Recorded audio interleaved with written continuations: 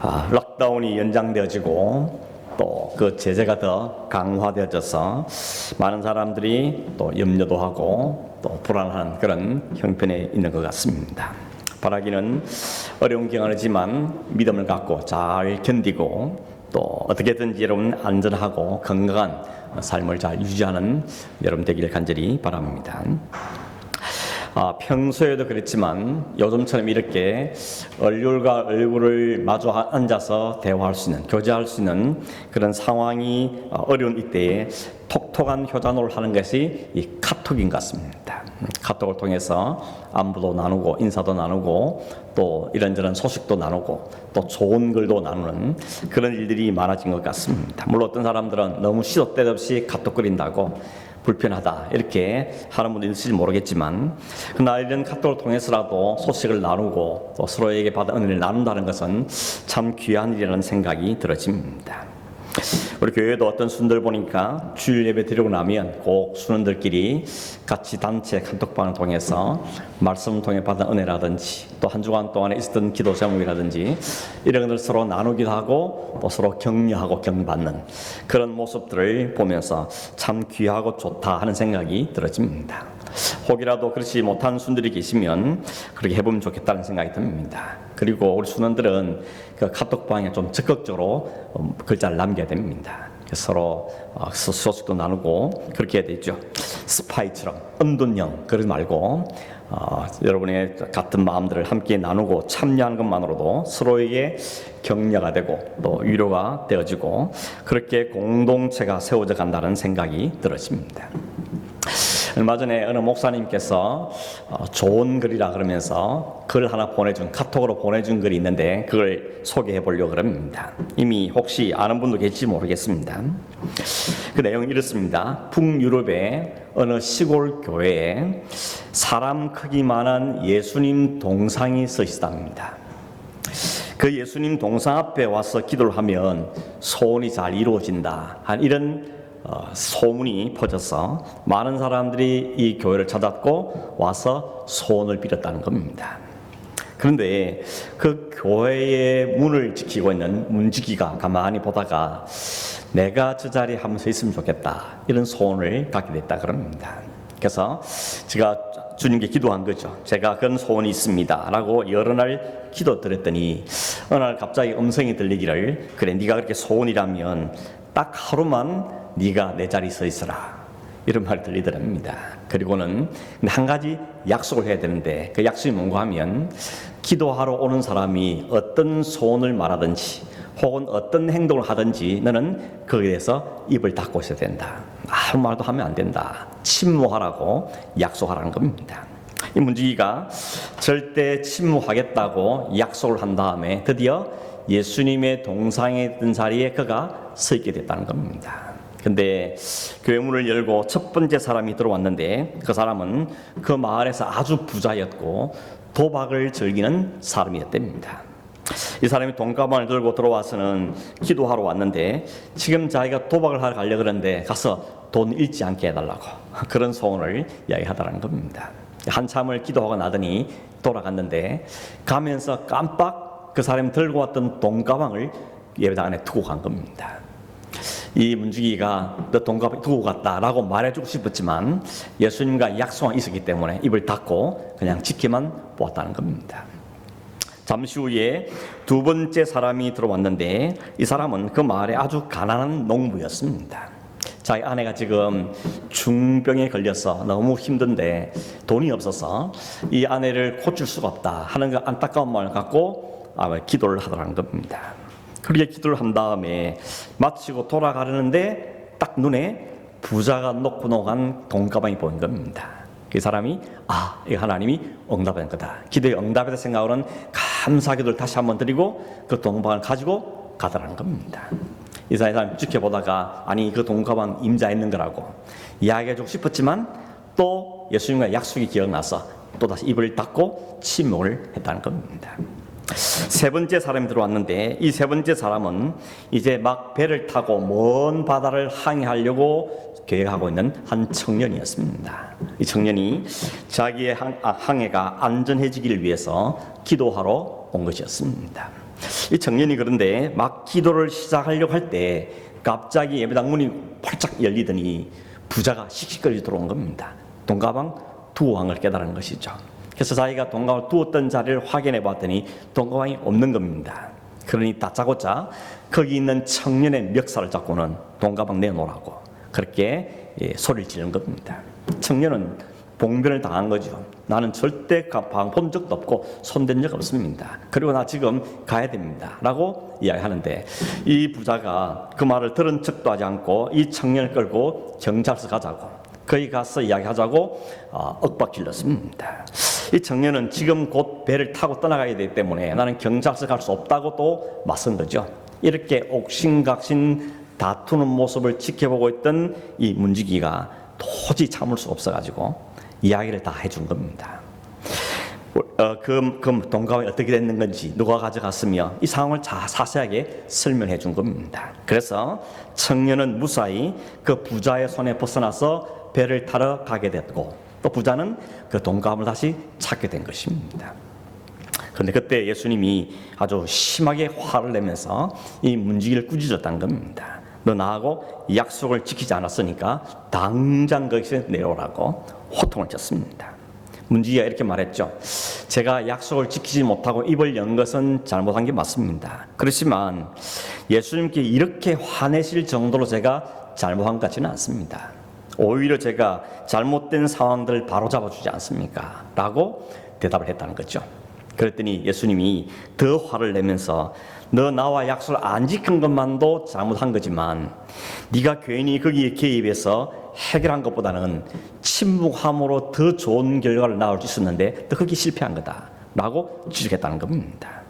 설명하기를 부자는 어차피 그 돈을 도박장에 가서 다 날릴 것이 아니었느냐, 그 돈이 농부에게 주어졌으면 농부가 자기 아내를 살리지 않겠냐, 네가 개입함으로 실패했다는 거죠.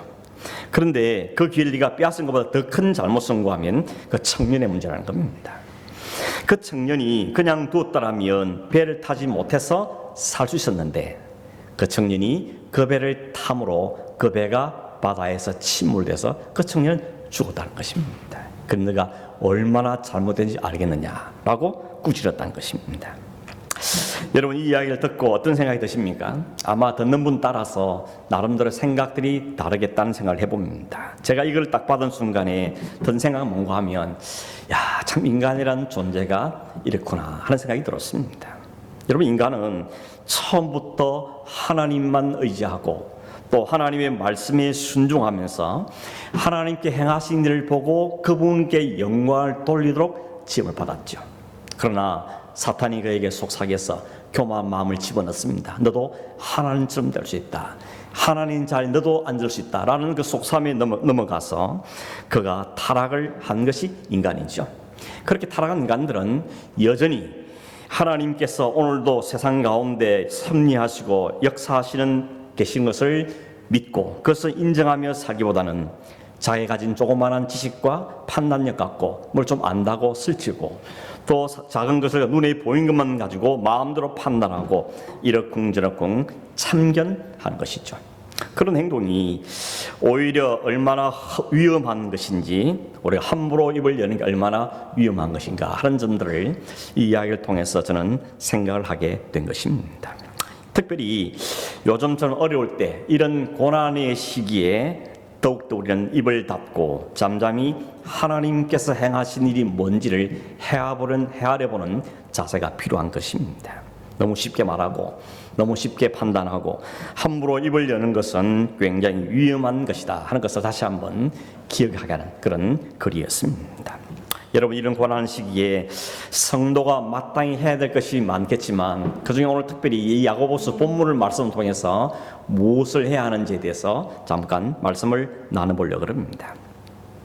오늘 여러분 7월 달에 우리가 접어들면서 매일 성경 본문이 야고보서였습니다. 약 열흘 동안 야고보서를 묵상했는데 마침 오늘 주일 아침 본문이 우리가 함께 읽었던 이 마지막 야고보서 5장 마지막 부분입니다. 그 야고보서의 결론이다 이렇게 말할 수도 있겠습니다. 첫 번째 시간에 말씀드린 것처럼 야고보서는 위기와 고난 가운데 있는 성도들에게, 당시 1세기 성도들에게 그리스도인으로서 이란 때 우리가 어떻게 살아야 되는 것인가, 그리스도인으로서 마땅히 살아야 될 삶은 무엇인지를 실제적이고 아주 구체적인 것을 가르치는 것이 야고보서의 말씀입니다. 그래서 야고보서는 어찌 보면 믿음의 문제보다는 삶의 문제, 다른 말로 행함의 문제를 훨씬 더 강조하는 것처럼 보여집니다. 그래서 2장 17절에 보면 행함이 없는 믿음은 그 자체가 죽은 것이라, 이렇게 말할 만큼 행함을 아주 강조하는 책이 야고보서죠. 이런 강조가 자칫 사람들에게 오해를 불러일으켰습니다. 우리가 아는 대로 우리의 구원은 오직 믿음으로 되는 것인데 이렇게 행함의 구원을 강조하면 문제가 있는 것인가, 이런 생각들 하게 되고, 특별히 행함이 있어야만 구원을 받는다는 사람들의 뒷받침에 이런 근거로 이 야고보서가 사용되기도 한 것입니다. 실제로 15세기에 종교개혁가였던 루터는 오직 믿음으로만 어렵다는 그 이신칭의를 강조하는 로마서나 갈라디아서 같은 말씀은 굉장히 좋아했지만, 반면에 이 행함을 강조하는 야고보서는 이게 왜 성경에 있냐 이렇게 생각하면서 이 야고보서를 가리켜서 지푸라기 서신이다 이렇게 불렀습니다. 지푸라기처럼 쓸모없는, 어쩌면 보잘것없는 성경이다, 이런 의미를 담고 있는 거죠. 심지어는 루터가 1934년에 독일어로 이 성경을 번역을 했는데 그 성경을 번역하면서 신약 성경에 야고보서는 빼버렸습니다.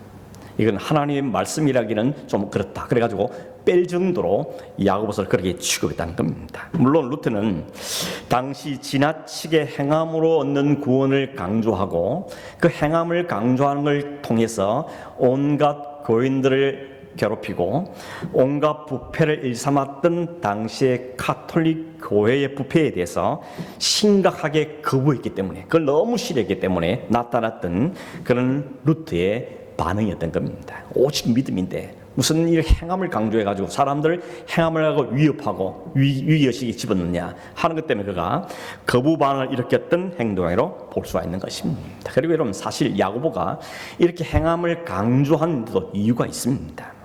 당시 성도들 가운데서도 믿음으로 구원받는 그것만 붙잡고 삶은 아무래도 괜찮다는 의식들이 있었던 겁니다.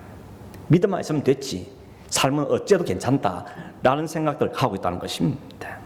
그래서 그리스도인에서 살아야 될 삶에 대해서는 너무 신경들을 안 쓴 일이 벌어진 겁니다. 특별히 한 예를 들면 교회 안에 부자들이 자신들이 믿음이 있다는 것만 갖고 그 믿음의 삶을 삶으로 실천하지 않았던 것이 드러났습니다. 그래서 실제로 교회 안에 어렵고 힘든 사람이 있을 때 이 믿음을 있다는 부자들이 그를 돕고 사랑을 베푸는 게 마땅한데 전혀 그렇지 않더라는 겁니다. 오히려 부한 사람들이, 부자들이 자기 부를 가지고 힘으로 삼고 가난한 사람들을 업신여기고 무시하고 말을 함부로 하는 일들이 벌어졌다는 것입니다. 그래서 야고보가 말하는 겁니다. 교회 안에 있는 부자들이 가난한 사람들 차별하고 무시하는 것은 진짜 믿음이 있는 게 맞느냐는 겁니다. 진짜 믿음이 있다면 그 믿음을 삶으로 보여봐라는 것이죠. 그게 바로 야고보서가 강조하는 이야기입니다. 그러니 야고보서는 구원의 조건이 행함이라는 것을 말한 것이 아니고, 온전한 믿음이 있다면 그 온전한 믿음은 온전한 삶으로 나타나게 돼 있다는 것을 강조하는 것이라 볼 수 있는 겁니다. 그래서 믿음이 있느냐, 그렇다면 그 믿음을 너의 삶으로 좀 정매해 보아라 하는 것이 이 야고보의 의도인 겁니다. 믿음과 행함을 따로 노는 것이 아니고 반대되는 것이 아니고, 믿음과 행함은 세트로 가는 거다. 동전의 양면처럼 온전한 믿음은 온전한 삶으로 드러나게 됐다는 사실을 강조하는 게 야고보서의 본래 의도라는 것입니다. 그러므로 야고보서는 행함만 강조하는 책이다, 그렇게 보지 말아야 되는 것이죠.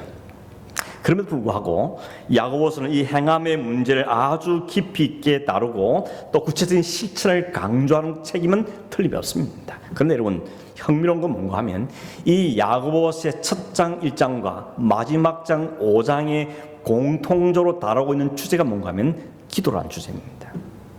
1장에서는 보셨겠지만 여러 가지 시험을 만나서 힘겨워하는 성도들에게 기도하라고 말합니다. 그 믿음의 시련을 잘 감당하기 위해서 너희가 기도하는 게 필요하다. 그래서 하나님께 후회 주고 꾸짖지 하신 하나님께 이 고난의 시기를 잘 겪어갈 수 있는 지혜를 달라고 하나님께 기도할 것을 당부한 겁니다. 그러므로 믿음의 삶의 결정체로서 야고보는 기도를 강조하고 있는 것이죠. 믿음 있는 사람에게 따른 삶은 기도라는 것을 이야기하고 있는 겁니다. 그리고 이 5장에 와서 다시 기도를 강조하고 있는 것이죠. 저는 이 부분에서 굉장히 큰 도전이 됐습니다. 행함이 없는 믿음은 죽은 것을 할 만큼 삶을 강조했던 야고보도 그 삶에서 가장 엑기스가 뭐냐, 믿음의 결정체로 드러나는 성도의 삶의 엑기스가 뭐냐 하면 기도라는 것입니다. 믿음의 기도만큼 성도의 온전한 삶의 증거가 없다는 것을 이 야고보가 우리에게 강조하고 있다는 것입니다. 여러분, 오늘 환경적으로나 영적으로 혼탁하고 또 순결하지 못한 삶을 살고 있는 이 시대에서 순결한 믿음의 삶을 산다는 게 너무 쉽지 않은 세상에 우리가 살고 있습니다. 그런 세상에 살면서 성도들의 온전한 믿음을 갖고 살아낼 삶의 형태는 바로 기도라는 것입니다.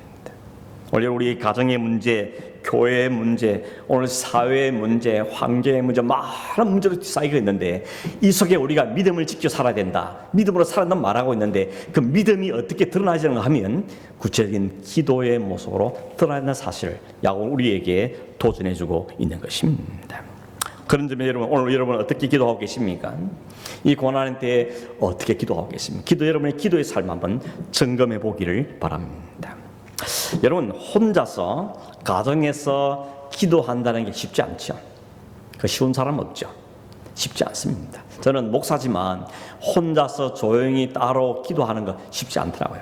그래서 새벽 기도를 못하는 지금 형편에서 집에서 혼자서 기도하겠다, 쉽지 않습니다. 그래서 저는 그냥 교회 옵니다. 그냥 그리스도로 와서 옵니다. 아무도 없지만 와서 불도 켜놓고 음악도 틀어놓고 또 기도하다가 또 설교를 녹음하고 또 개인 기도하고 그렇게 기도 시간을 지키기 위해서 몸부림을 치고 있습니다. 왜냐하면 오늘은 집에서 좀 할까? 침대에 앉아서 기도할까? 그러면 백발백중 실패합니다. 그냥 또 누워서 잘 수밖에 없는 것입니다. 이것이 인간의 연약함이라는 것입니다. 오늘 본문에 보면 야고보는 어떤 사람이 기도해야 된다고 우리에게 말하고 있습니까? 특별히 크리스찬 헤럴드지에 이런 글이 실려 있습니다. 성도의 신앙생활을 방해하는 마귀가 있는데 둘이 있는데 하나는 기도를 적게 하게 만드는 마귀가 있고 하나는 기도를 아예 못하게 하는 마귀가 있다는 겁니다. 그래서 둘 중에 누가 더 위험한가 성도에게 하면 기도를 적게 하게 속삭이는 마귀가 더 위험하다 그럽니다. 이유는 뭘까요? 기도를 아예 안 하는 것은 우리에게 확 표가 나지만 기도를 적게 하게 만드는 마귀의 속삭임이 넘어가면 이 사람은 어떻게 하는가 하면 나는 기도하고 있다고 생각하는 겁니다. 나는 기도하고 있다고 착각을 한다는 거죠. 그래서 나는 기도하고 있는 사람이라 스스로 괜찮은 사람이라고 위로하고 여전히 나에게 영적으로 문제가 없는 것처럼 하는 게 산다는데 그게 더 위험한 신앙생활이라고 그렇게 지적하는 글이 있는 것입니다. 여러분, 우리의 기도의 삶을 다시 한번 점검해 보기를 바랍니다. 오늘 야고보서 우리 읽은 성경 13절에서 20절에 쭉 보면 어떤 사람에게 기도해야 된다고 말하는가 하면 세 가지죠. 하나는 고난 당하는 자가 있느냐, 너희는 기도해야 된다. 두 번째는 즐거워하는 자가 있느냐, 찬송하라. 찬송은 역시 곡존 기도라 그러죠. 찬송이 기도인 것입니다. 그리고 병든 자가 있느냐, 특별히 함께 기도하라 그러죠. 장로들 불러서 함께 이 일을 위해서 기도하라 그러고 특별히 기도할 때에 그 눈에 드러난 병만 아니라 그 안에 있는 죄와 연약함까지도 위해서 함께 기도할 것을 당부하는 내용을 볼 수가 있습니다. 여러분, 고난당한 사람, 즐거운 사람, 그리고 병에 든 사람, 마음이든지 육신이든지 병에 든 사람, 이 세 부류에 속하지 않은 사람은 없습니다. 지금 내가 고난을 당하고 있거나 아니면 모든 게 잘 돌아가서 평안하고 즐겁거나 아니면 몸이나 마음이 병들어 있거나 다 셋 중에 다 포함되어 있습니다. 그러므로 고난당한 사람, 즐거운 사람, 병든 사람들이 기도해야 된다는 말은 모든 사람이 모든 상황 속에서 기도해야 된다는 말로 바꿀 수 있는 겁니다. 우리가 잘 아는 데살로니가서 5장 16, 17절을 보면 뭐라 그랬습니까? 항상 기뻐하고 쉬지 말고 기도하고 범사에 감사하라 그랬습니다. 항상 쉬지 말고, 범사는 다 무슨 말입니까? 늘 항상 언제든지를 이야기하는 것이죠. 그러니까 어떤 사람이든지 어떤 상황에서든지 우리가 해야 되고 할 수 있는 것은 기도라는 사실을 바울도 이야기하고 있고 야고보도 이야기하고 우리에게 강조하고 있다는 것입니다. 오늘 그중에 특별히 첫 번째 부분을 생각해 보려고 하는데 13절 말씀 다시 읽어보면 이렇게 되어 있죠. 너희 중에 고난당한 자가 있느냐 그는 기도할 것이요 즐거워하는 자가 있느냐 그는 찬송할지니라. 야고보는 고난당하고 있는 성도들에게 위기 가운데 처해 있는 성도들에게 그 고난당한 사람한테 해야 할 일은 다른 어떤 것보다 우선되는 게 기도라는 사실을 강조하고 있습니다. 이건 모르는 사람은 없습니다. 그러나 다시 강조하고 또 강조하고 있는 것이 성경의 말씀입니다. 특별히 이 편지를 받는 초대교인들은 개인적인 여러 가지 경제적인 문제 또 혹은 건강의 문제, 개인적인 위기도 있었고 어려움도 있었지만 외부적으로는 로마의 박해와 핍박도 있었습니다. 그러므로 안과 밖으로 이중적인 고난을 당하고 있는 사람들이 이 편지를 받는 성도들이었습니다. 그러니까 오늘 우리보다도 사실 어쩌면 더 힘든, 더 힘겨운 상황 속에 이 편지를 받고 있다고 볼 수가 있다는 것이죠. 여러분 시편 50편 15절에도 말씀하고 있습니다. 환난 날에 나를 부르라 내가 너를 건지리니 네가 나를 영화롭게 하리로다. 환난 날에, 고난 받는 날에 그 고난을 만나면 사람들은 생각들이 많아지죠. 마음이 무너집니다. 고난을 만나면 우리가 할 수 있는 게 별로 없어지죠. 그리고 많은 계획들이 다 멈춰지고 모든 삶이 헝클어지며 뒤죽박죽이 됩니다. 뭘 해보려고 하는 의욕도 내보지만 쉽지 않습니다. 세상에는 고난이 가득하죠. 고난이 온통 우리를 감싸고 있습니다. 그리고 고난은 인간을 피해가지 않습니다. 이 세상에 사는 동안 모두가 고백하는 것처럼 행복은 잠시인 것 같고 고난은 너무 길게 느껴집니다. 그런데 세상이 만약에 이대로 끝난다면 참 우리 허무하지 않겠습니까? 고난만 당하다가 힘겨운 삶만 사다가 인생이 끝나버린다면 얼마나 험하고 허무한 일이겠습니까? 고난을 만나면 우리 눈에 고난밖에 안 보이죠. 다른 것이 보이지 않습니다. 고난 그 자체 그래서 빠져듭니다. 함몰이 됩니다. 고난밖에 보이는 게 없기 때문에 많은 사람들이 고난을 이기지 못하고 좌절하고 소망을 잃습니다. 이렇게 힘들게 살 이유가 있느냐고 사탄의 속삭임을 받게 되는 것이죠. 지가 질리게 되고 눌리게 되고 차라리 죽는 게 낫다는 생각들도 하게 되는 것이 고난받은 사람들의 모습입니다. 그래서 누구나 고난당은 원치 않습니다. 고난받는 것 좋아하지 않습니다. 할 수만 있으면 그 고난을 피해가려고 그러죠. 우회도를 찾습니다. 피할 길이 없는가 하고 살피게 되는 겁니다. 그런데 여러분 성도는 그런 점에 좀 다른 사람들이라고 말할 수 있을 겁니다. 왜냐하면 고난이 끝이 아니라는 걸 알기 때문에 그렇습니다. 현재의 고난보다 더 큰 것이 있다는 것을 보는 사람이 성도입니다. 그걸 보는 걸 우리는 믿음이라 그러죠. 그리고 그 믿음이 있는 사람은 고난 가운데서도 할 수 있고 하는 것이 있는데 그게 바로 기도하는 일인 것입니다. 그러므로 믿음 있는 사람이 기도할 수 있다는 이야기입니다. 믿음이 없으면 기도할 수가 없다는 이야기인 것이죠. 성경에 보면 그리스도인이라도 고난에서 예외되는 건 아니라고 분명히 말씀합니다. 만일 누군가가 예수 믿으면 모든 게 잘 된다, 고난이 없다고 말한다면 그것은 복음이 아닙니다. 그건 거짓입니다. 고난 없는 인생은 없습니다. 예수님도 그랬습니다. 바울 사도도 그랬습니다. 베드로도 그랬습니다. 예수 믿는 제자들이 다 그랬습니다. 우리 믿음의 선배들도 고난을 다 당했습니다. 그런데 여러분 성도에게 주어지는 것은 고난만이 아니고 그 고난 가운데도 우리에게 주어지는 약속이 있다는 것이죠. 그 약속이 어떤 것입니까? 하나님이 그 고난을 외면하지 않는다는 것입니다. 하나님이 그 고난 가운데도 함께 하시겠다는 약속입니다. 그리고 결국 그 고난을 통과시켜서 하나님이 빚으시는 사람으로 만드시겠다는 것이 하나님의 약속인 것입니다. 고난 당해 기도하는 사람이 하나님을 응답하신 방법은 여러 가지가 있지만 그 첫째는 뭔가 하면 고난을 없애주는 것이죠. 하나님 병을 고쳐주십시오. 병을 고쳐주는 거죠. 고난의 문제를 해결해 주는 게 하나님의 방법입니다. 또 하나의 방법은 뭔가 하면 하나님께서 고난을 없애주는 것이 아니라 고난을 견딜 수 있는 능력을 주시는 것입니다.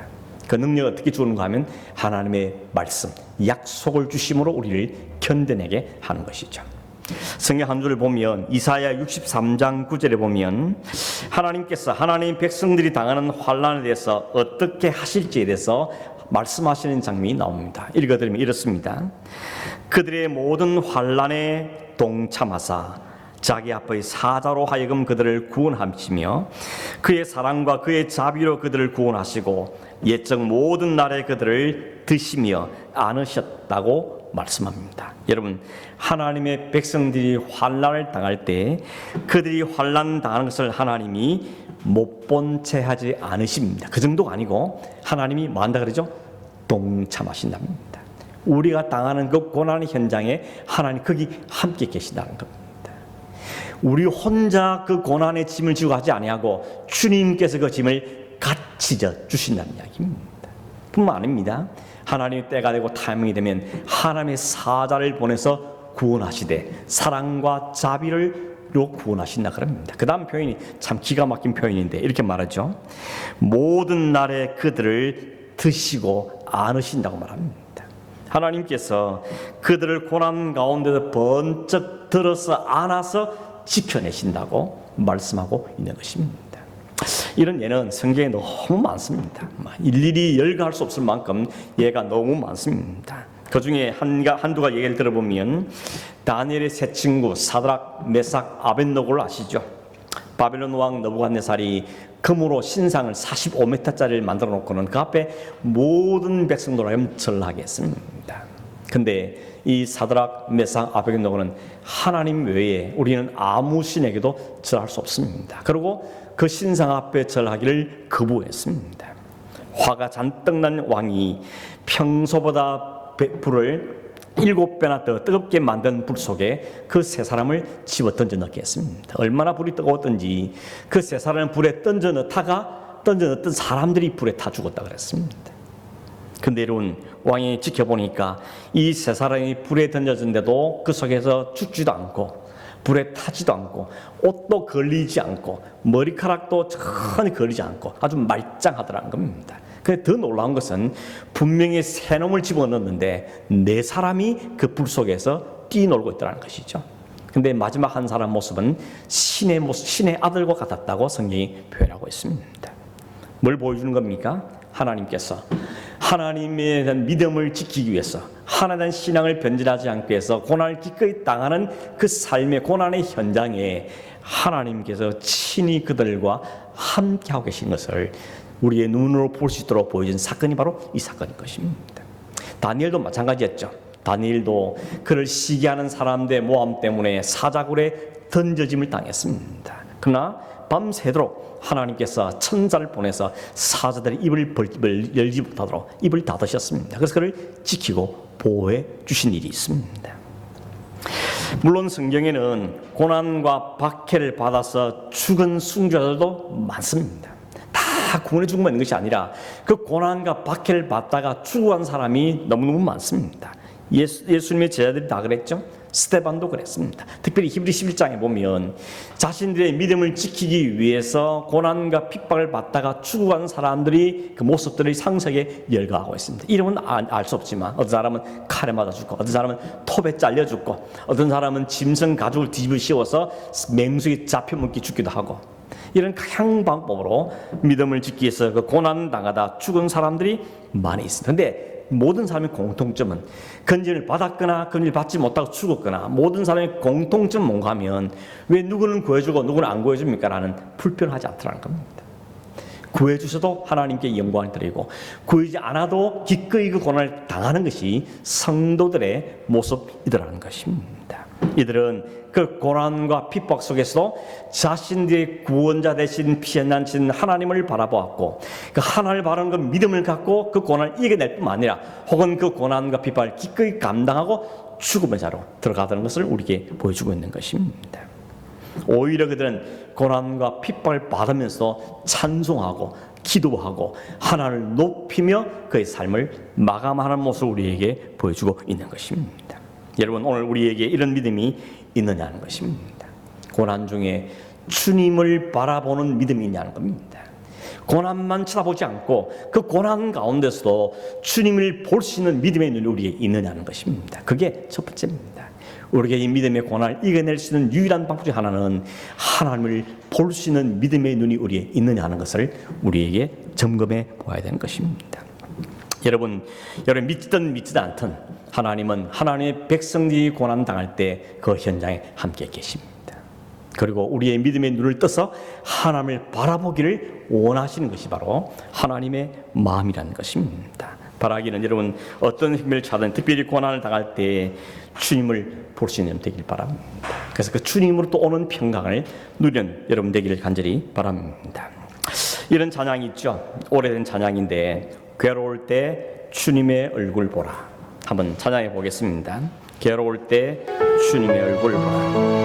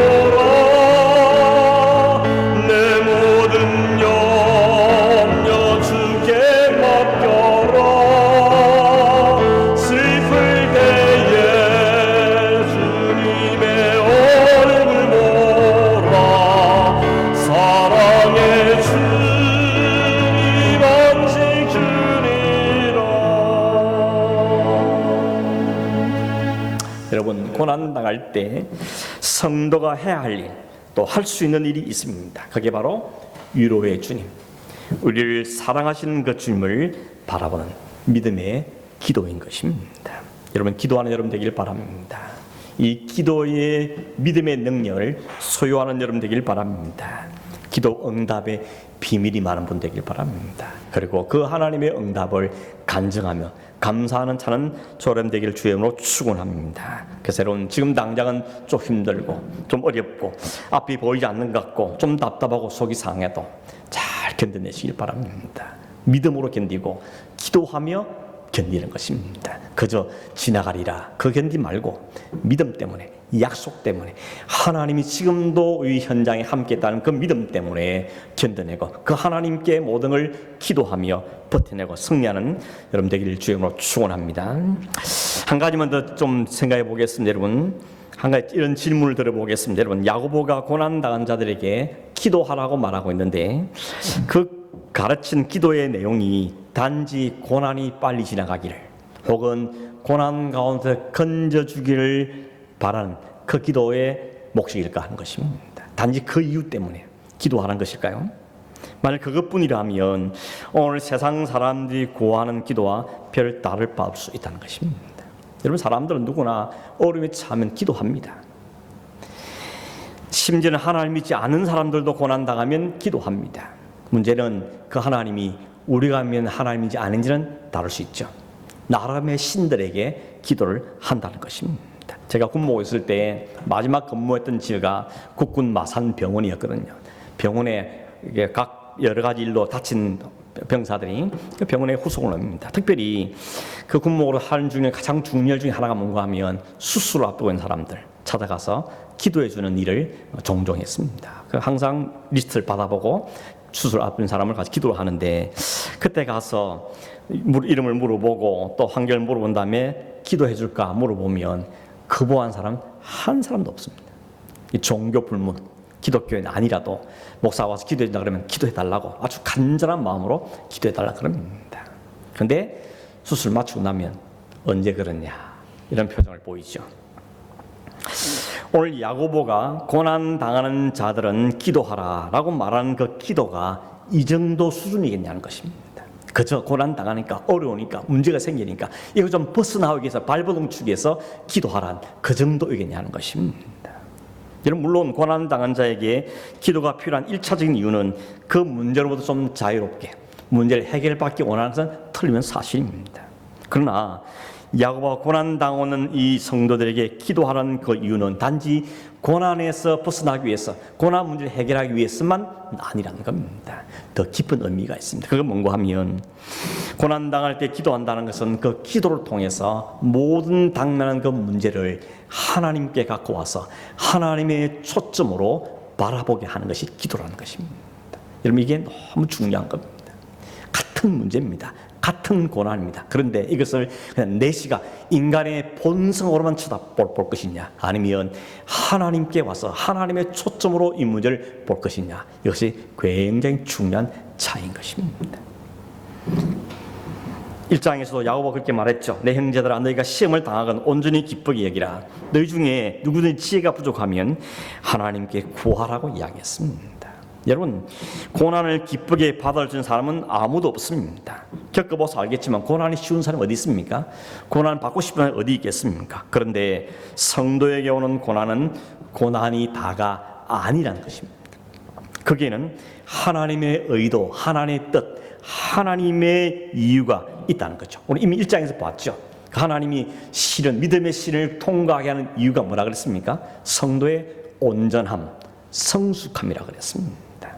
용광로를 통과하면 순금이 나오는 것처럼 성도에게 고난과 시련의 과정을 통과하게 하는 이유는 그 성도를 좀 더 온전하게, 좀 더 성숙된 그리스도인다운 순수한 하나님의 백성을 만들어내기 위해서 하나님 그 고난을 허락하신다는 것이 1장에 있는 내용의 말씀이었습니다. 그래서 비록 고난이 힘들고 혹독하지만 그걸 잘 통과하면 하나님의 백성된 삶이 드러나기 때문에, 그 결정체 드러나기 때문에 하나님은 우리를 그 고난 과정을 통과하게 두신다는 겁니다. 근데 여러분, 그걸 이해하면, 그것을 깨닫게 되면 그 고난을 지날 때 우리는 뭘 하게 되는가 하면 그 하나님의 마음을 품기를 소망하게 되는 겁니다. 하나님 왜 이것을, 어떤 과정을, 어떤 부분을 다듬기 위해서 하나님 이 과정을 통과하게 하시는가 하는 관점을 갖고 그 문제를 쳐다보게 되는 겁니다. 그게 믿음 있는 사람의 태도인 겁니다. 믿음이 없는 사람은 그렇지 못합니다. 그저 문제만 매달리고 거기에 벗어나기만 발버둥 치지, 그걸 통해서 그 고난의 과정을 그렇게 다루지를 못한다는 겁니다. 사람들이 고난 앞에 좌절한 이유가 뭔가 하면 고난밖에 못 보게 될 겁니다. 믿음의 눈을 갖고 그걸 보지 못하기 때문에 생기는 겁니다. 만일 고난 중에도 그것이 가져줄 유익을 볼 수 있는 믿음이 있다면 기꺼이 감당하지 않겠습니까? 그걸 오히려 기뻐하지 않겠습니까? 그걸 보게 하는 것이 바로 믿음이라는 겁니다. 그러므로 우리가 기도한다는 것은 단순히 내 요구를 들어주십시오, 그것만의 기도의 수준이 아니라 그건 거의 1차적인 아주 낮은 수준의 기도로 말할 수 있습니다. 진정 고난 당할 때조차 기도한다는 것은 무작정 고난을 해결하다는 기도라기보다는 고난을 하나님과 관계에서 그것을 점검하고 볼 수 있는 믿음을 달라는 기도가 바로 고난 당할 때 하는 기도의 본질이고 내용인 겁니다. 그것은 인간의 본성을 따르는 구하는 기도 아니고 믿음을 가진 사람이 드리는 기도라고 말할 수가 있는 것입니다. 그럼 이런 야고보는 그렇게 믿음의 결정적인 행함을 강조하면서 처음과 마지막을 기도를 말하고 있는 겁니다. 결국 기도라는 것은 소원 성취나 문제 해결 정도 수준이 아니고 우리의 믿음의 결정체가 기도하는 삶으로 드러난다는 것을 보여주고 싶은 것이 야고보의 의도라고 말할 수가 있는 것입니다. 여러분, 이 기도를 하시길 바랍니다. 이런 기도할 수 있는 여러분 되기를 바랍니다. 그저 문제만 치닫기고 문제에 쫓겨다니고 문제에 함몰되는 사람이 아니고 그 문제를 통하여서 하나님의 마음을 알게 되고 하나님의 뜻을 이해하게 되고 이걸 통해 우리 주실 유익이 무엇인지를 사모하고 그걸 위해 기도하고 그 믿음을 갖고 하나님 이끌시는 그 믿음을 갖고 하나님께 기도할 수 있는 그 믿음의 사람, 그 기도가 우리에게 필요하다는 것입니다.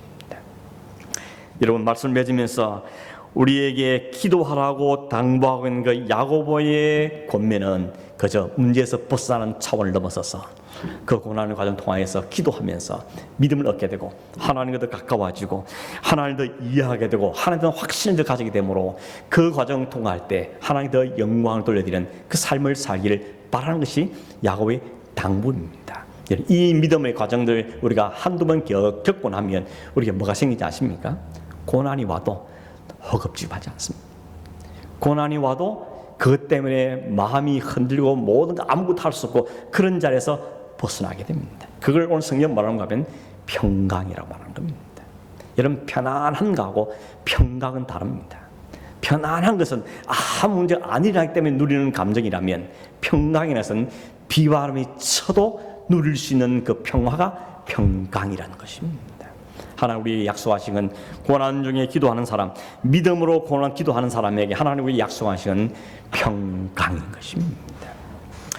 끝으로 이런 빌립보서 4장 6절 7절 말씀을 읽음으로 오늘 설교를 마치겠습니다.